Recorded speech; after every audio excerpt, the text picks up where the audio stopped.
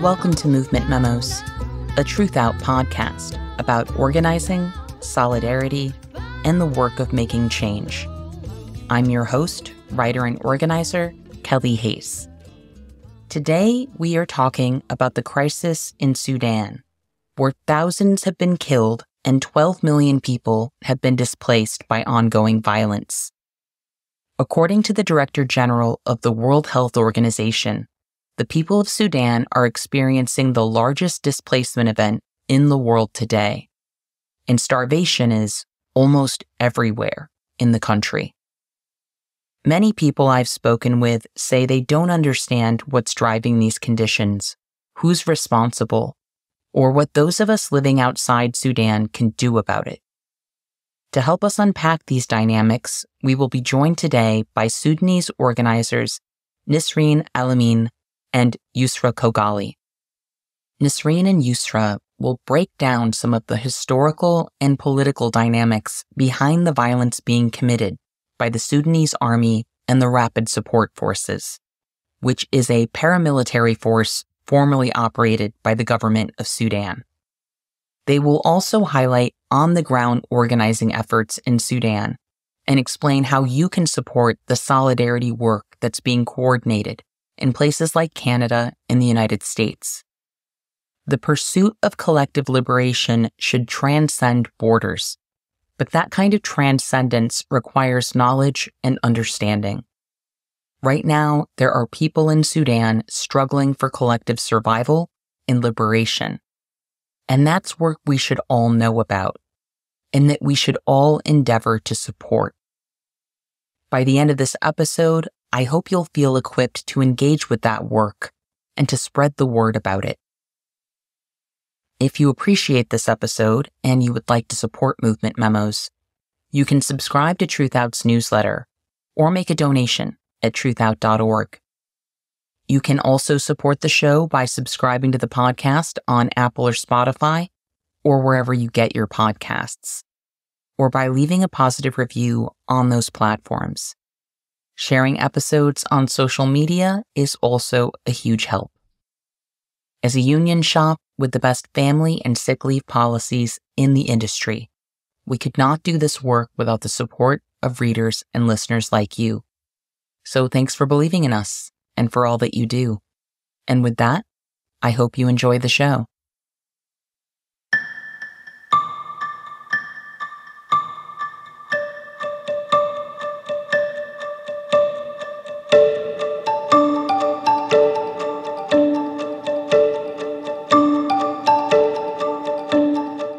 Nisrin and Yusra, welcome to Movement Memos.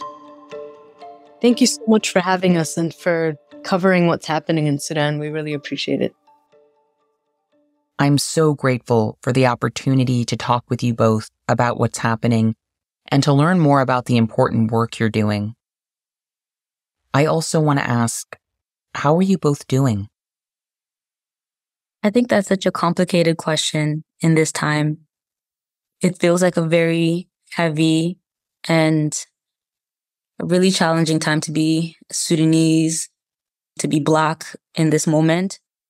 And I'm just hoping to use whatever tools that I have as an organizer to support and help any efforts that are relieving what is happening in Sudan. So it's really tough. Day by day, it's fighting a lot of despair and anguish. But I think I'm just leaning on the courageous resistance that is coming on the ground in Sudan to inspire and motivate me to continue and extend their work here in the diaspora. Yeah, I think Yusra kind of captured beautifully how I feel as well. I think I sort of go between despair. A lot of my family is still in Sudan and are just kind of facing an uphill battle in terms of the escalating war on the ground, but also feeling very inspired by the mutual aid networks and the kind of organizing and relief efforts that we're supporting on the ground that are led by Sudanese people, mostly volunteers. I try to discipline myself to really allow that to kind of lead how I'm thinking about back home and to guide sort of the organizing work that we're trying to do in the Sudan Solidarity Collective. Well, I want to say how much I appreciate you making time for this conversation amid everything that's happening. Can you tell the audience a bit about yourselves and your work? My name is Nisrin Elamin. I'm originally from Sudan, and I teach at the University of Toronto in African Studies and Anthropology. And before becoming a kind of reluctant academic, I spent many years as an educator and organizer in the US and in Tanzania.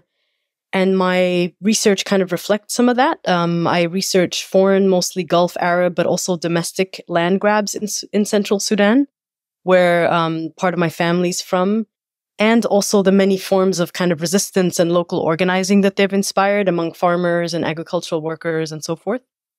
The Saudis and Emiratis have invested billions in Sudanese land and infrastructure over the last 20 years or so, and they now control more Sudanese land than all of Sudan's large domestic investors combined. And so some of this is relevant because the UN just declared a full-blown famine in parts of Sudan that are kind of hardest hit by this war. Half the population are said to be severely food insecure. And one of the few times that the New York Times covered Sudan as a kind of feature story, we saw pictures of starving Sudanese children and their parents on the front page. And we've kind of seen these images circulate, but they kind of do so without any context or history. And in my own work, I kind of ask how a country like Sudan, that the Nile flows through, that has immense agricultural potential, that was once called the breadbasket of the Middle East and could easily feed itself, a country that under the British under colonial rule, pulled the British cotton industry out of crisis, right? How so many people could then be at the brink of starvation. And I think the answer is that this man-made famine has been kind of decades in the making, that neoliberal privatization policies recommended by the World Bank decimated the agricultural sector long before this war began. And so I just kind of wanted to mention that because I think like now, people are more dependent on food imports from the Gulf, from Asia and Europe. So when this war hit, it displaced millions of farmers off their land. The RSF, which is one of the warring factions, is destroying what's kind of left of Sudan's agricultural infrastructure, looting storage facilities and stores and homes and preventing people from planting. And both the army and the RSF are kind of obstructing aid and preventing it from getting to people. But that layers itself on top of a much longer process of kind of extraction and dispossession that has benefited Sudanese elites and their kind of international partners for a very long time. And I just want to mention, just a couple days ago, I heard the BBC mention that 6 to 10 million Sudanese could die of disease and hunger by 2027 if things don't change on the ground. A similar report was issued by a Dutch institute last year saying 2.5 million Sudanese could die by September. And it's true that there are people dying of starvation. A child is dying every 2 hours in the Zamzam displacement camp, which is in Darfur. But we haven't seen the kind of massive numbers of people dying because of this massive network of mutual aid networks that exists across the country, led by many of the people who put their lives on the line during the revolution, which we'll talk about later. I just kind of wanted to situate my research within that context. My name is Yusra Khogali. I am a grassroots and community organizer based in Toronto. In 2013, I had co-created the Black Lives Matter Toronto chapter to shift the current landscape of Canada by actively working to dismantle all forms of anti-Black racism. And in 2018, I had left the organization with a public critique of the group's shifting values and leadership. I've also co-created the Black Liberation Collective here in Canada in 2015, which is also a Black student movement through its founding chapter at the University of Toronto that works to create the infrastructure for Black students to build power and eliminate anti-Black racism on and off campus. I'm currently an organizer with the Sudan Solidarity Collective, which aims to resource grassroots civil society formations at the front lines of relief efforts in the parts of Sudan that are being hardest hit by militarized conflict in the wake of this war. And when I'm not doing all that, I am a PhD student at the University of Toronto in the Women and Gender Studies department. I really appreciate all of the knowledge and experience that you're both bringing to this conversation. Before we delve into the current crisis in Sudan, can you offer a bit of historical background in terms of what our listeners might need to know in order to understand what's presently happening? Sure. So I won't be able to do justice to the kind of all the historical roots of the current war in Sudan, but I think it's important to situate it within a kind of longer history of state violence, right? This war has colonial roots. It's shaped by our history of slavery, which expanded when Sudan was under Ottoman rule in the 19th century.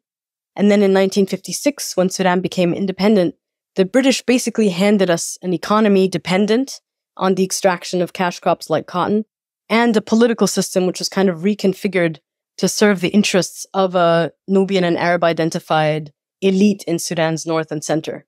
And both of these systems developed at the expense of the masses in the south and other marginalized regions, but also of a rural farming population at the center who kind of helped sustain this extractive, export-oriented economy. So as an example of this, the British vacated 800 administrative seats at independence. And by administrative, I mean civil servants, top army and police officials, agricultural scheme managers, etc., across the country, of which Sudan's new ruling elite allocated 6 to South Sudan, an area the size of Texas with a population of over 2.5 million. And that process, right, facilitated and kind of enshrined the systemic marginalization of other regions of the country as well, such as Darfur, Eastern Sudan, Kordofan, etc. And a year before independence, Sudan's first civil war broke out, partly because of this, right? Between South Sudanese demanding political representation, equitable resource distribution, and regional autonomy in reaction to the Sudanization process, and the central government, who had essentially subsumed the South as a kind of quasi-internal colony. And we can basically draw a straight line from the outbreak of this war in 1955, which over the decades and in its 2 phases, killed over 2.5 million mostly South Sudanese civilians and displaced 4 million people from their land, to the current war that arrived in the capital Khartoum on April 15th of last year.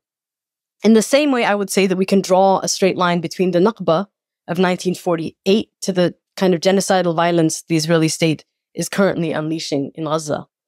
We also saw this play itself out in Darfur. Many of your listeners probably remember what happened in 2003, where a state-sanctioned campaign of genocidal violence led by the Janjaweed, which later became the Rapid Support Forces, a kind of paramilitary force that became part of the security apparatus of the state, was carried out now 20 years ago, right? Killing hundreds of thousands, wiping out entire villages of non-Arab farming communities and displacing millions of civilians from resource-rich land, which continues to be exploited to fuel this current war. This land is very, has gold and uranium, etc. And this history is important because without it, we tend to exceptionalize the violence of this current war. When the Sudanese state, its army and paramilitary forces have always been extremely violent and extractive.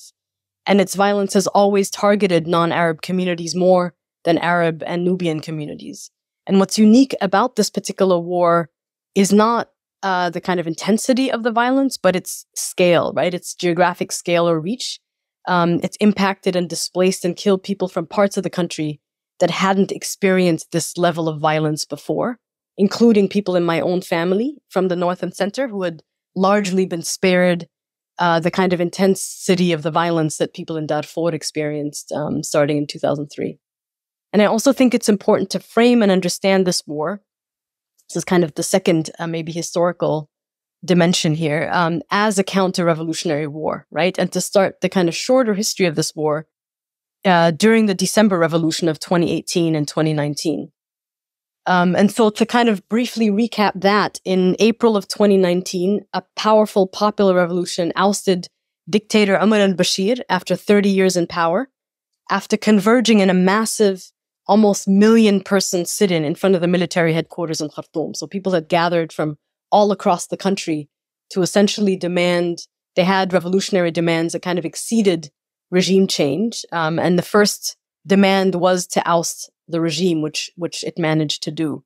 And then the sit-in kind of remained in place for 3 months after al-Bashir was removed by the military, because people's demands exceeded calls for regime change.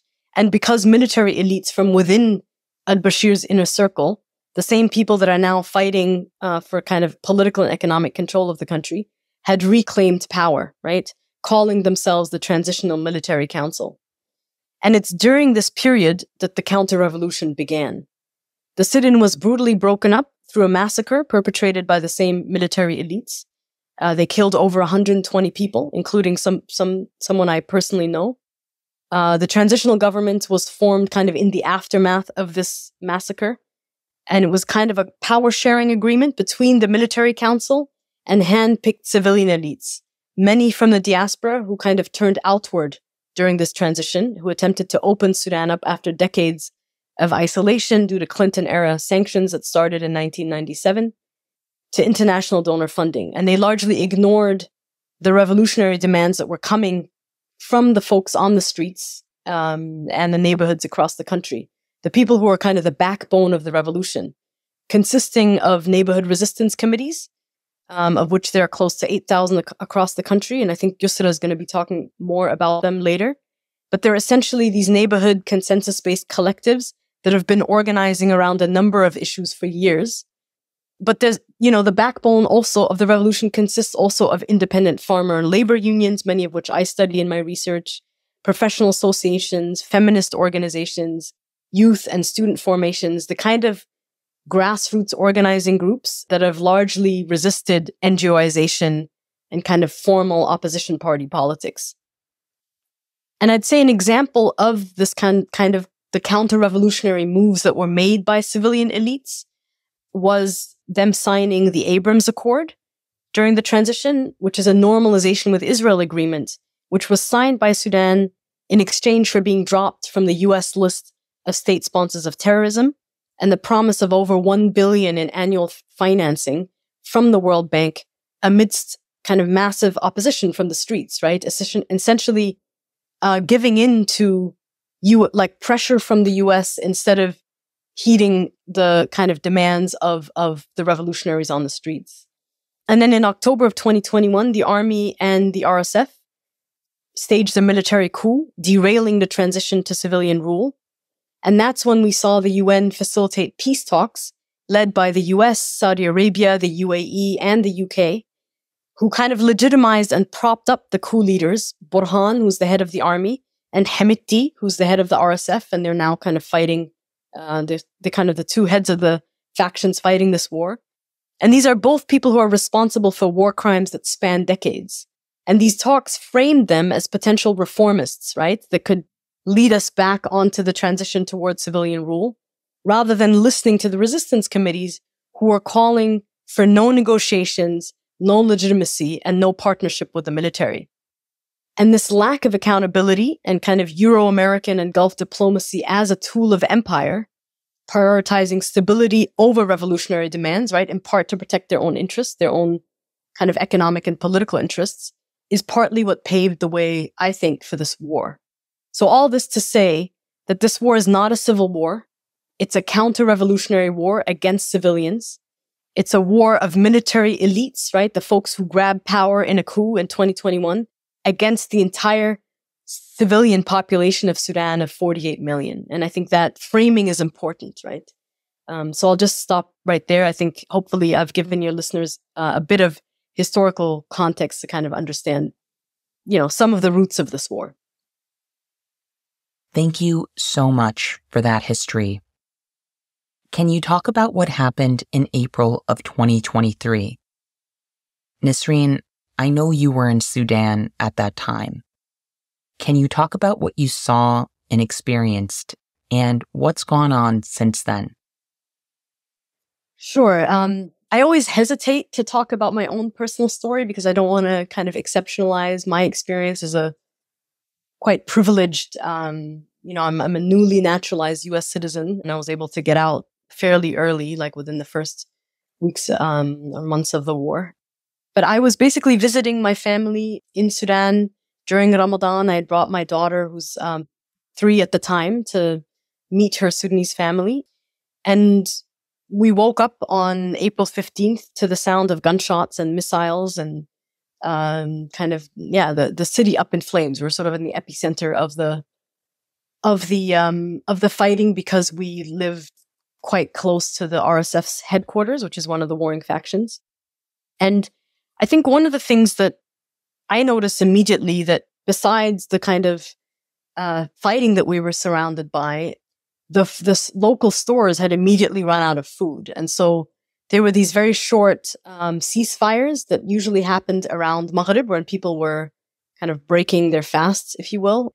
And I would go out in search of food, like fresh milk and eggs and things like that, mostly for my daughter. And everything, like food production had immediately stopped, right?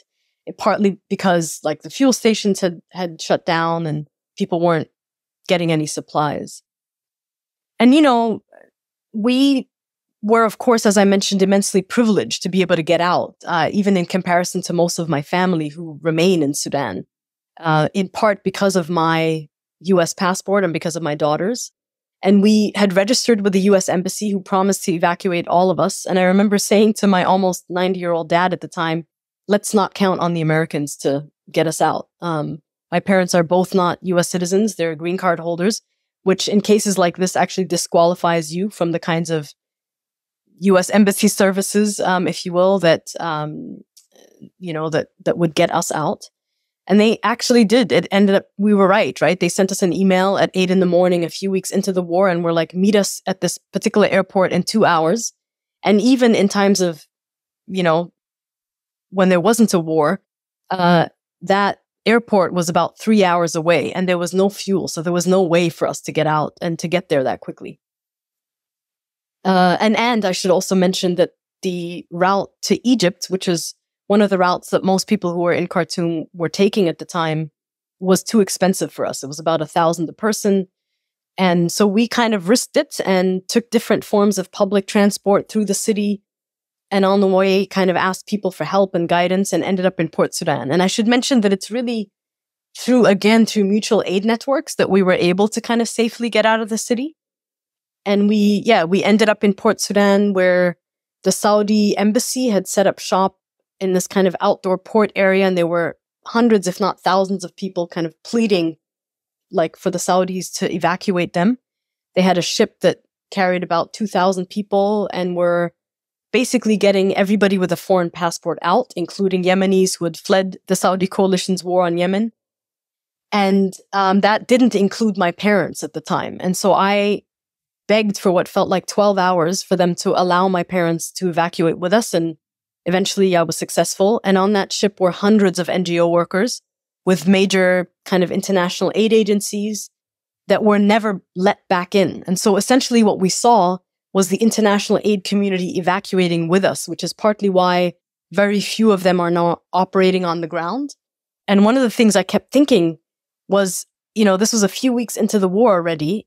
There were massive food shortages, shortages of medicine, right? And that can somewhat be dated back to the fact that the US in the 90s bombed one of the major kind of medicine producing factories in Sudan in response to Sudan at the time hosting Osama bin Laden.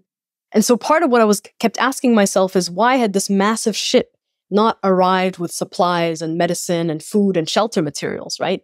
The first such ship to arrived months later. And I also want to mention that while we were trying to evacuate, we met some British military personnel that were claiming that they were trying to evacuate their citizens. And by then, a British woman's pleas for the embassy to evacuate her British grandparents had kind of made the rounds on Twitter. They lived across the street from the embassy, and the military evacuated its staff during that time, but they refused to evacuate or check in on these two elders. And the older man had gotten shot several times after trying to get some food for his wife.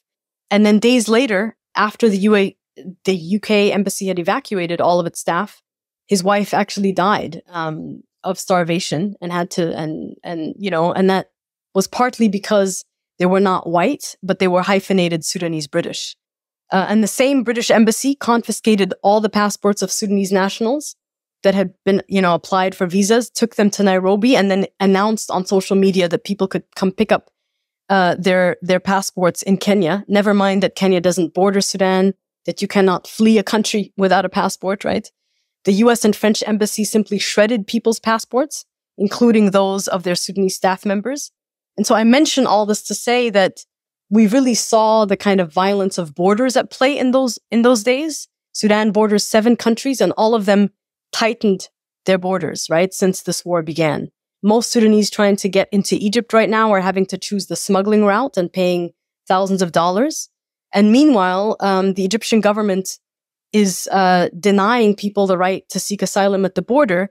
Not only that, they're actually using EU-funded security forces in a campaign of mass arrests and forcible deportations of Sudanese, according to Amnesty International. So, yeah, I think that's kind of what I take away from this, is that it's incredibly difficult for the over 10 million people that have been displaced by this war to seek asylum, even though it should be a fundamental right.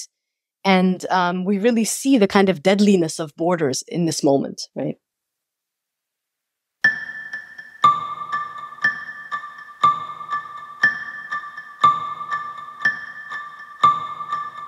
What have solidarity efforts inside and outside of Sudan looked like as people in Sudan have struggled to survive these conditions?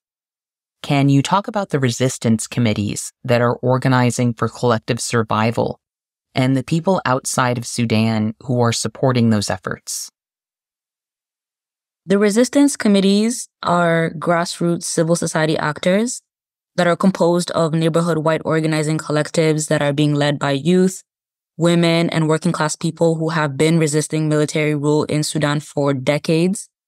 The iterations of the resistance committees that we see today began crystallizing in 2012, but have an extended history that dates back to the 90s. And they have been the frontline resistance responding to the humanitarian crises in Sudan caused by IMF austerity measures. And they've been providing relief from natural disasters and the COVID-19 pandemic before the war broke out. The resistance committees orchestrated the December 2018 uprisings that Nisrin had just given context on, which deposed the 30-year dictatorship and Islamist regime of Omar al-Bashir. And they've developed 2 critical revolutionary charters that offer a roadmap to form a government in Sudan built from the bottom up and guidelines that would help direct the work of the new government. They also have provided an astute political analysis of the historical problems of Sudan and examined the country's economic crisis, underdevelopment, and conflict with the colonial and post-colonial underpinnings and the role of the ruling elite in Sudan.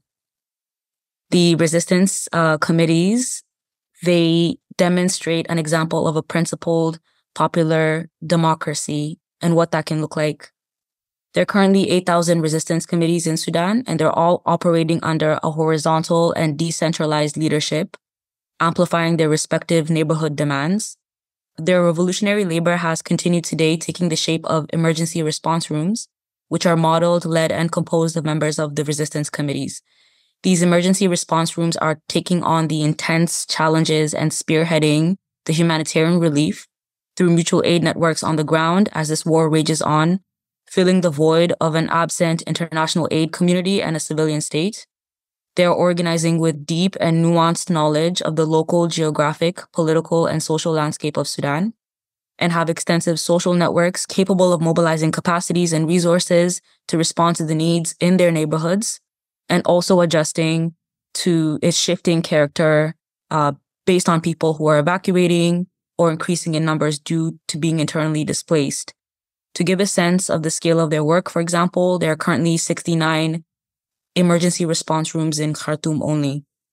So some of the work that they do is they lead access to water and food distribution through communal kitchens, where Sudan faces the worst levels of acute food insecurity in its history, with more than half of its population, 25.6 million people currently in acute hunger. These conditions are lethal to children under 5 years old, pregnant and nursing women, sick and elderly and disabled people. They're also leading provisions to access shelter by converting public spaces into them. This is in a context where people have had their neighborhoods, cities, villages that have been airstriked, burnt down, or looted by the warring factions. They are facilitating evacuation assistance and protection activities where more than 10.4 million people, including more than 4.6 million children, are displaced. They are conducting infrastructure repair and restoring public services, such as damaged power lines, water maintenance, and public transportation. This is during the rainy season in June, that goes from June to September, which has caused heavy flooding that has continued to compound the displacement of hundreds of thousands of people, damaged infrastructure that affects road access, which therefore affects humanitarian assistance and evacuations and heightens the spread of diseases. They are sourcing fuel for ambulances, setting up emergency clinics, coordinating healthcare needs, and doing body retrieval and burial. This is where most states, the health system is barely functional and essentially obsolete, and where cases of infectious diseases such as cholera, measles, dengue fever, tuberculosis, malaria, and mycetoma are spreading. The lack of essential social services like water, sanitation, and hygiene are only intensifying these health emergencies and disease outbreaks. They're providing women's support, which handles the cases of pregnant women, midwives, health needs, and sexual violence. In just one campaign in Sudan, there has been a documentation of 377 cases of rape since the onset of this war, including 131 cases involving young girls. They facilitate and organize learning activities for children where 19 million school-age children cannot continue their education in Sudan. And they're communicating conditions on the ground via social media, especially in a context where it is estimated that the death toll could be close to over 150,000 people. The Sudan Solidarity Collective was formed in 2023 to create an avenue to support the relief efforts on the ground being spearheaded by the ERRs that I've just mentioned. All of the funds go directly to Sudan with no strings attached and are up to the discretion of the ERRs to fulfill the needs of displaced and war-impacted civilians. We wanted to give support in ways that do not reproduce racial or ethnic hierarchies and power dynamics in various regions of Sudan, and then respond both to the historical neglect and urgency of support as the war shifts and moves from state to state. We are one of many diasporic mutual aid groups, such as SAPA, the Sudanese American Physicians Association, and Sanduk al-Sudan, doing this kind of transnational mutual aid work. The need is far greater than we can sustain. In the absence of an international aid community and the collapse of a civilian state, we are basically the financial aid for a whole country. And we are mainly working class people. We are not only supporting our families to escape the war and sustain their emergency basic needs and livelihoods, but we are also doing this while trying to maintain our own lives in the diaspora. The needs extend to an outpouring of Sudanese people who have set up their own fundraisers in urgent need of medical care and evacuation support, and those who have become newly landed refugees in the diaspora. It is such an overwhelming task that has a severe mental health toll on the Sudanese community everywhere across this globe. That is just some of the work that we are doing to support from outside of Sudan and amplify and enhance and strengthen the support within Sudan. Thank you for that breakdown and for all of the work you're doing. What do international efforts to address this crisis look like? Are there other nations whose governments are making the situation worse? Are there any countries that are doing anything useful or constructive?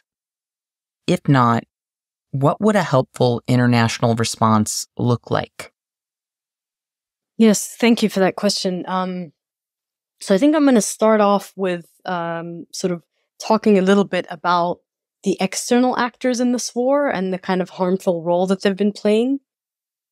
So as we mentioned before, basically on April 15th of 2023, the military coup regime in Sudan kind of imploded, right? And split, with each military faction, the RSF on the one hand, the army on the other, vying not only for political, but also kind of economic control of the country. The trigger for this war is often reduced to a disagreement or kind of internal power struggle over security sector reform. The RSF was supposed to get absorbed into the army, and there was a kind of disagreement over how long that process should take. But I think as we've talked, during this podcast, the root causes of this war are far more kind of structural and historical. So on the one hand, we have the Rapid Support Forces, formerly known as the Janjaweed, largely responsible for the genocide in Darfur, led by General Hemedti and its allied militias, whose leaders control much of the livestock and most of the illicit gold trade in the country. Sudan is Africa's third largest producer of gold, and the Emirates, as its kind of main trading partner, is now providing critical military support to the RSF as it extracts gold. And this gold basically gets funneled to the gold markets of the UAE, Dubai, etc., right? And sold to Russia and other countries. And so I think it's important here to mention that were the UAE to cut its funding lifeline to the RSF, things would significantly change on the ground. And then on the other hand, you have the Sudanese armed forces, right? The army and its allied Islamists led by General Burhan, who control large sectors of Sudan's economy. Before the war, right? Continue to. Close to 200 companies in rubber, livestock, wheat, cement, real estate, gum arabic, which is, I think Sudan is the largest producer of gum arabic, and it's used in sodas and things like that. Pharmaceuticals and construction, and some of which are backed by Gulf financing.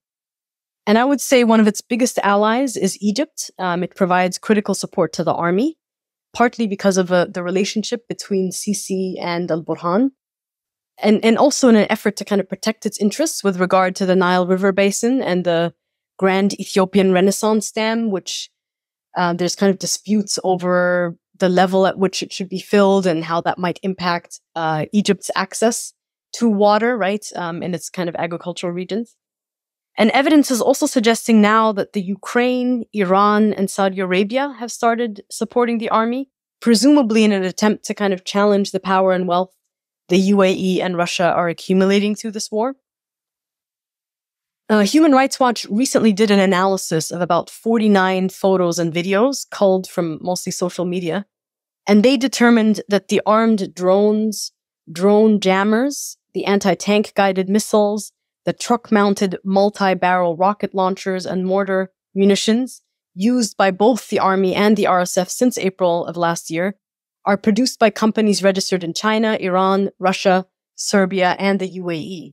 But given that the UAE is supporting, the main kind of support of the RSF, I should also mention that the US is the main kind of seller of weapons to the UAE. So while evidence hasn't kind of emerged about this, there are certainly parts of weapons that are being used in this war that have been manufactured in North America.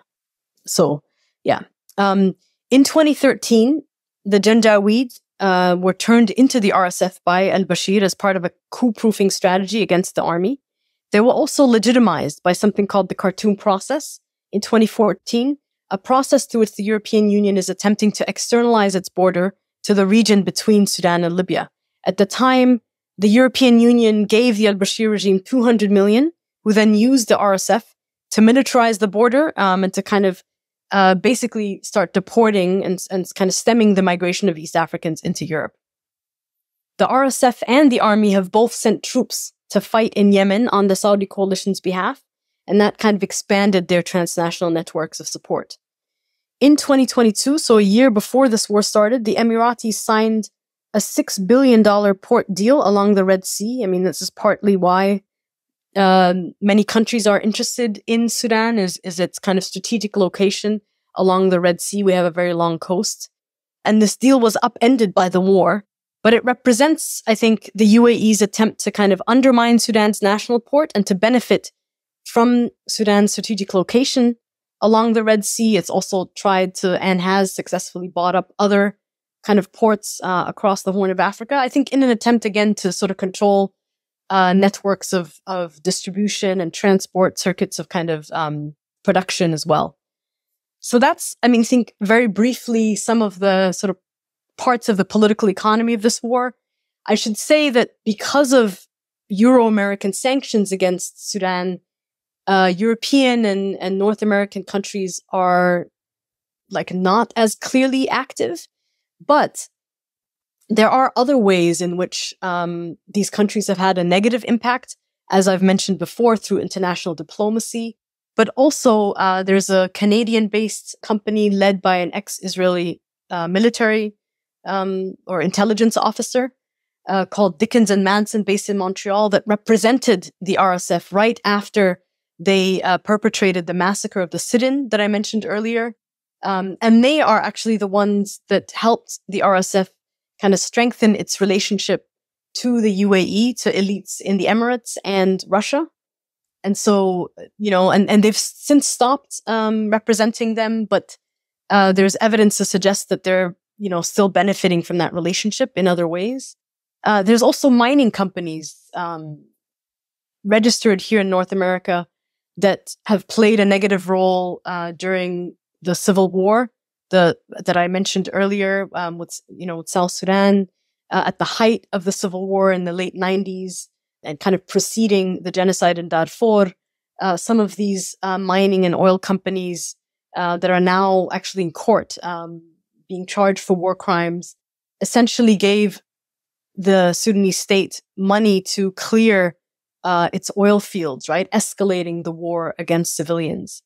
And so I think all of this, again, leads me to frame this war not as an internal struggle, power struggle, or proxy war, but as a kind of multi-scalar counter-revolutionary war that is meant to serve and protect the interests of Sudanese elites and their international partners, and to preserve the kind of violent, extractive, ethno-nationalist Sudanese state that the revolution was partly trying to dismantle, right? And I want to say that while the proxy war framing is compelling, it tends to kind of obscure the role that Sudanese state and business elites have played for decades in laying the foundation upon which this war is being waged, and it kind of minimizes their role in leading and sustaining it. So, I think it's important, again, to understand this war as a counter-revolutionary war, in part because the revolution was so powerful that it had the potential to kind of ripple across the continent and region. I know that, comrades in Lebanon and Algeria and in Burkina Faso and elsewhere, who had their own kind of popular uprisings against the state, were looking to Sudan for kind of support and inspiration. And that, I think, is partly why we see this kind of counter-revolutionary war be so violent, right? That it's partly trying to dismantle that potential. So in terms of international actors and their role, there have been various tracks for peace talks, right? Some led by the African Union and IGAD, which is another kind of East African body. Some led by Egypt, some led by the Saudis, the most recent led by the United States, and again, kind of trying to revive the Jeddah talks that were led by Saudi Arabia, but taking place in Geneva. None of these talks have led to anything, in part because peace has not been on the table. They're mostly trying to negotiate around a ceasefire, and they continue to prop up and legitimize the war criminals that are leading this war, excluding non-elite civilian actors, and really not, in my view, really greenlighting this war. And I think partly why this is happening is because Sudan, in its current state, right, at war, benefits a lot of these actors. I talked again about the investments that the Gulf states have already made in Sudan that they're trying to protect. I think there's a desire to kind of prevent any type of revolutionary change in Sudan and a transition towards a kind of popular democracy from the ground up. So I don't put much faith in the negotiations that are currently happening.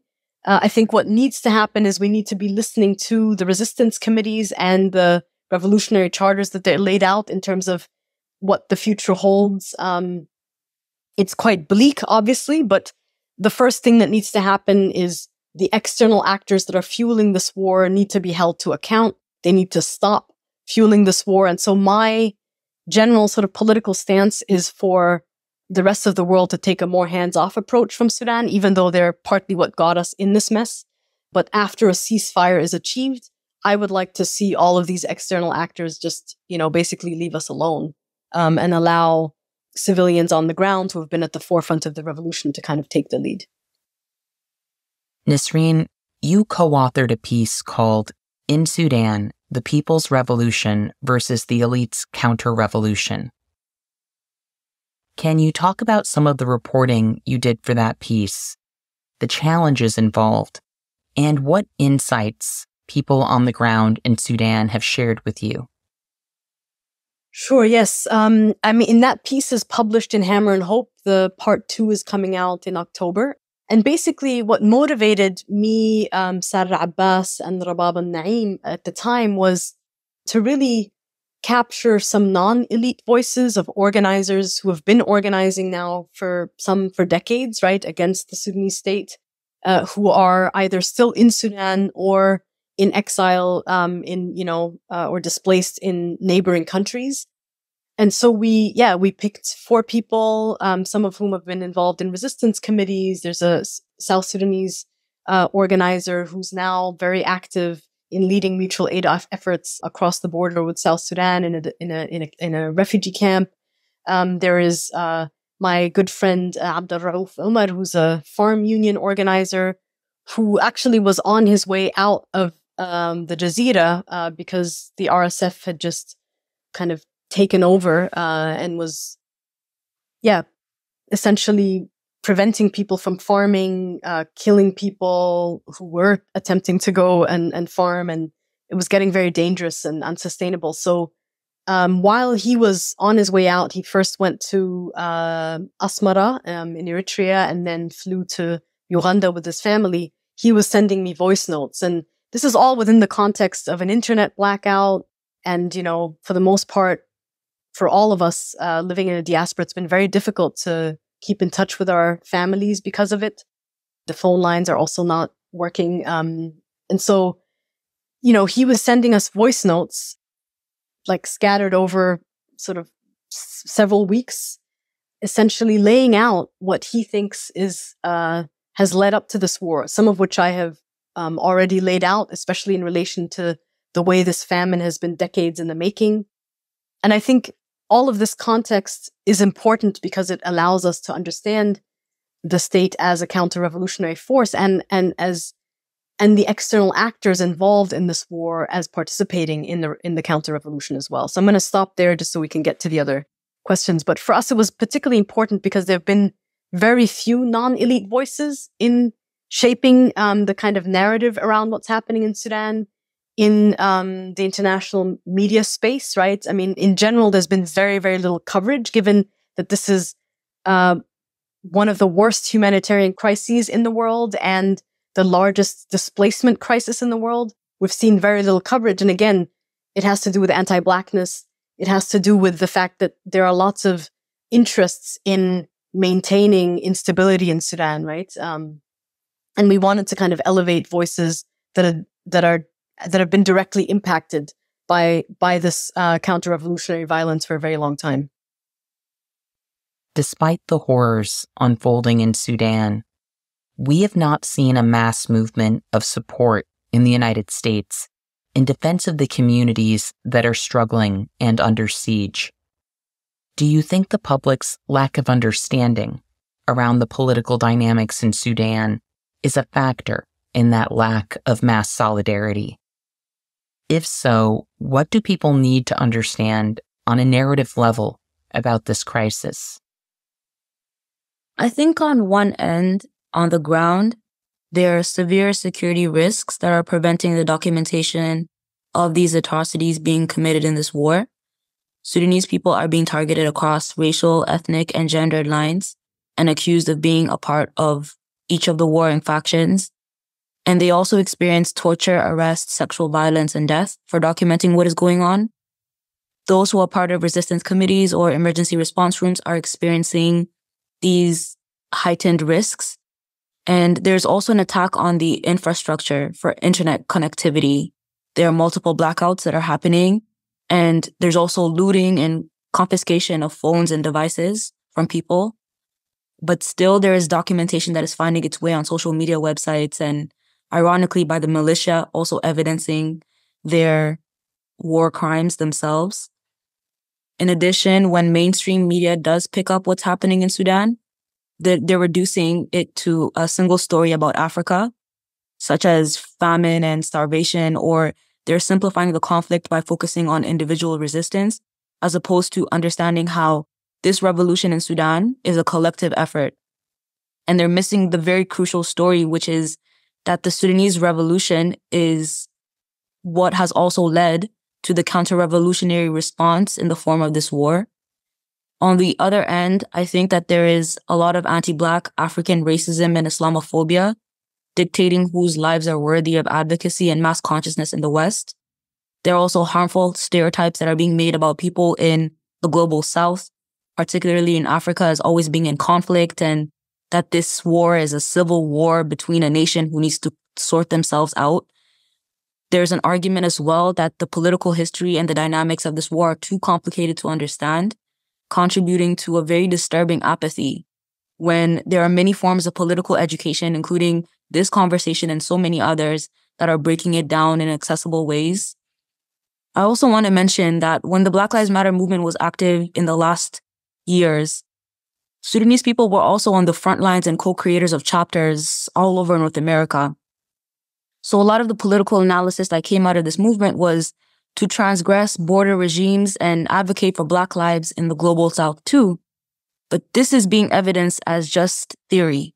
And the use of buzzwords such as abolition and decolonization really needs to be interrogated, because there are live examples of Black struggles in Sudan, Congo, and Haiti, for example, who are really challenging the limitations of these concepts in these parts of the world. In this political moment, we direly need to interrogate the concept of solidarity and our collective accountability to who is included in that and who is excluded in that, and ask why. Then we should do something about it, because it continues to be a problem of our time. Yeah, I want to say that given what is happening in Gaza, I think there's this kind of idea sometimes that, and it's certainly being pushed by sort of mainstream media commentators, that part of the reason people aren't paying attention to Sudan is because of what's happening in Gaza. And I don't think that's true. I mean, the war in Sudan precedes, the genocide in Gaza by 6 months, and we didn't get much coverage then. I think, in fact, the movement for kind of, in solidarity with Palestinians has opened up the space for people to want to know more about Sudan. I think partly what's happening is that, again, it's like what Yusra said, there's a sense that, there's a sort of spectacle of death and famine and despair that is placed on us, instead of understanding that this is a counter-revolutionary war. And I think this is partly why I keep pushing this framing, because it allows for more people to engage in solidarity with Sudanese people who continue. In my view, the revolution actually continues on the ground. The mutual aid networks are generally seen as a kind of non-political form of volunteerism, but they grew out of the structure of the revolution, right? And it's because of them that our loved ones are able to survive in this moment. And to me, and they're being targeted by both factions, right? As Yusra mentioned.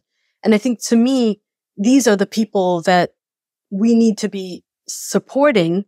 And we do see some of the international aid agencies, including USAID, now trying to get in to support groups on the ground. And there's a danger there, right? Of co-opting, of sort of depoliticizing, of attaching strings to that kind of funding, which is why we in the diaspora are pushing for ordinary people like your listeners to consider becoming monthly donors, right? $10 a month makes a huge difference on the ground, because you're not only supporting relief here or charity, right? You're supporting the people that have been the backbone of the revolution and are fighting every day, right, for the survival of the revolution and of their people.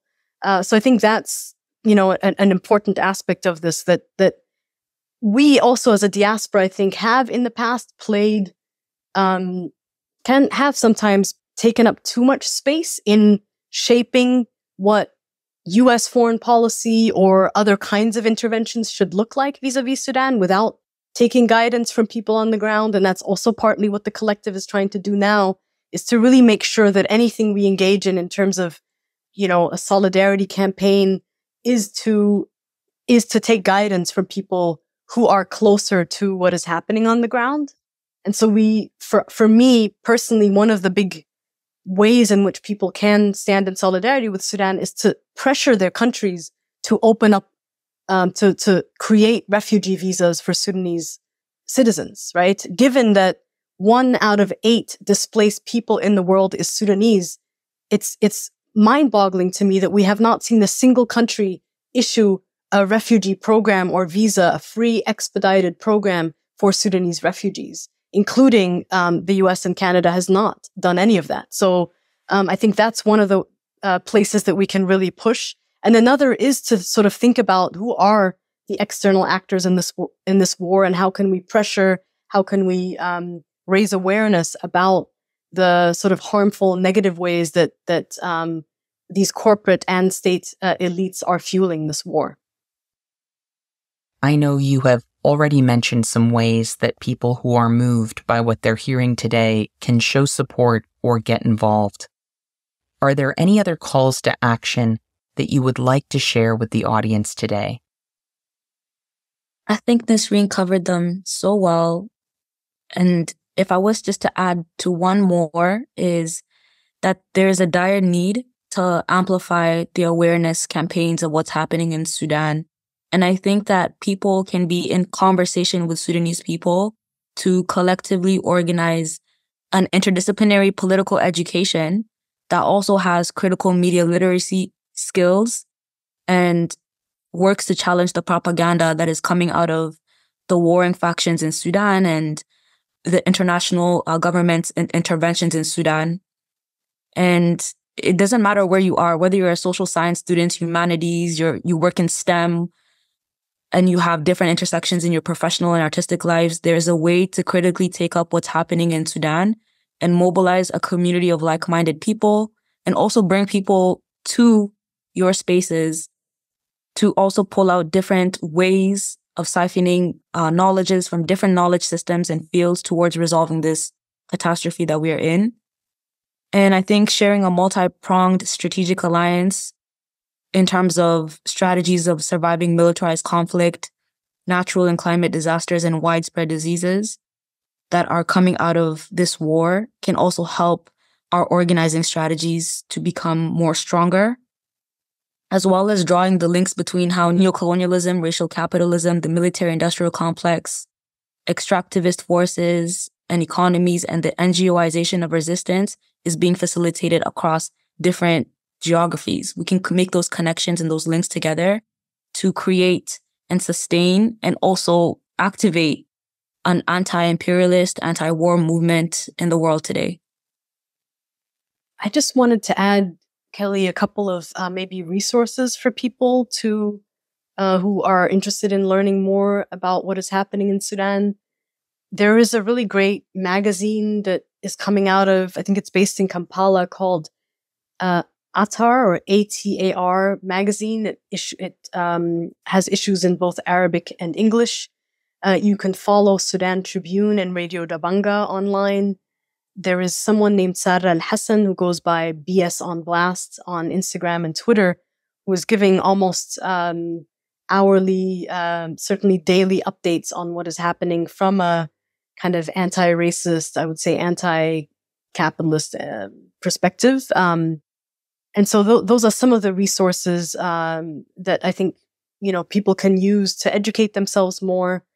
I also wanted to say part of what I think why the revolution in Sudan captured people's attention across the world, including in the quite sort of myopic US left, is that it was so well organized, right? In the sense that it has these 8,000 resistance committees and a lot of the kind of working class unions and other kind of grassroots organizing groups as its backbone, that weren't only protesting the state, but also in many ways creating alternatives to it. And I think that is something that I want people to take away from what is happening in Sudan, is that we are actually seeing the mutual aid networks on the ground prove to us that states, at least in their current formation, are obsolete, right? That the nation state, certainly in the way that we see it in Sudan, but also North America, that we can function without them.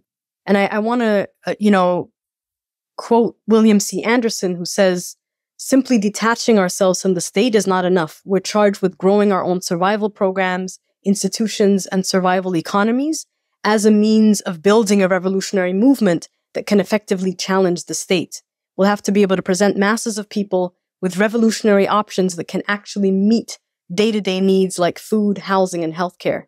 Now, whether the emergency response rooms as a structure can kind of shield themselves from co-optation by NGOs and foreign state entities and kind of effectively challenge the state by presenting the masses with revolutionary options remains to be seen. And I think this is where people-to-people solidarity is important in also shielding them from some of those forces. But the volunteers who are running these aid efforts that Yusra talked about, right, across the country, are meeting the day-to-day needs of millions in the midst of unimaginable violence, right? And they're kind of insisting on staying put, on living, on sustaining each other to live amidst the threat of death and sexual violence and torture. And I think, that deserves recognition as a form of resistance against the state and the many forms of violence that it produces. So I think, people to also look to Sudan as not only as a place where there is despair and famine and just unimaginable violence, but also as inspiration for what the world could look like without violent border regimes and without kind of violent, capitalist, extractive, ethno-nationalist states, right? Which I think we're all trying to dismantle or many of us at least, trying to dismantle or challenge on some level. So I kind of wanted to leave people with that in learning more about Sudan, I think you'll also find some kind of kernels of inspiration and hope there. Thank you both so much.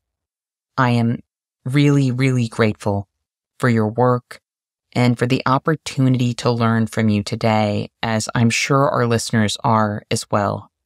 So I just want to thank you so much for joining me in this conversation and for your time. Thank you for having us. Thank you so much, Kelly. We appreciate the opportunity.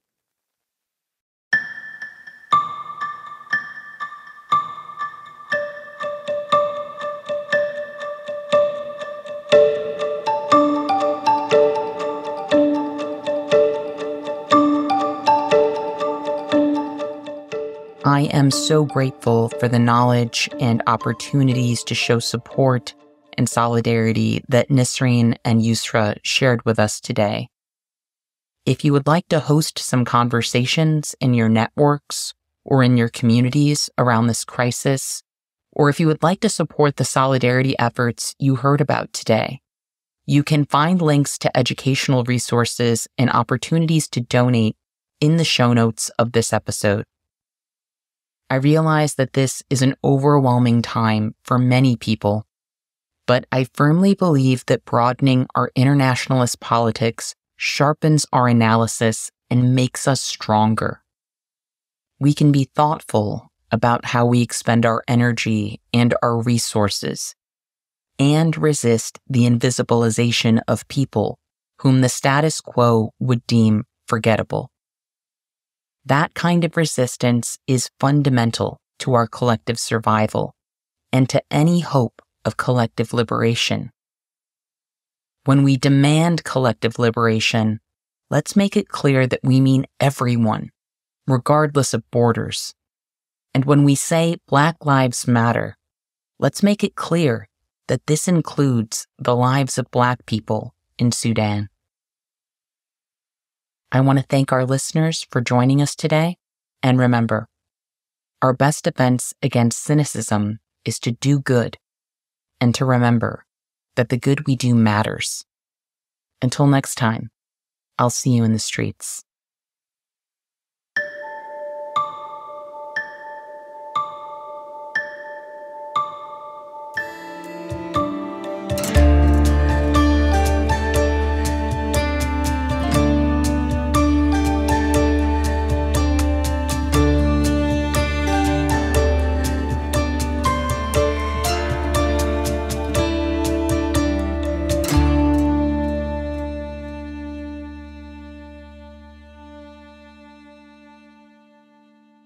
Thank you for listening to Movement Memos. This show wouldn't exist if it weren't for Truthout, and Truthout's independent news and commentary wouldn't exist without listeners and readers like you. We have no paywalls, no corporate sponsors, and no ads, except for fundraising appeals like this one. So if you can and would like to support our work, please consider dropping by truthout.org to make a donation today.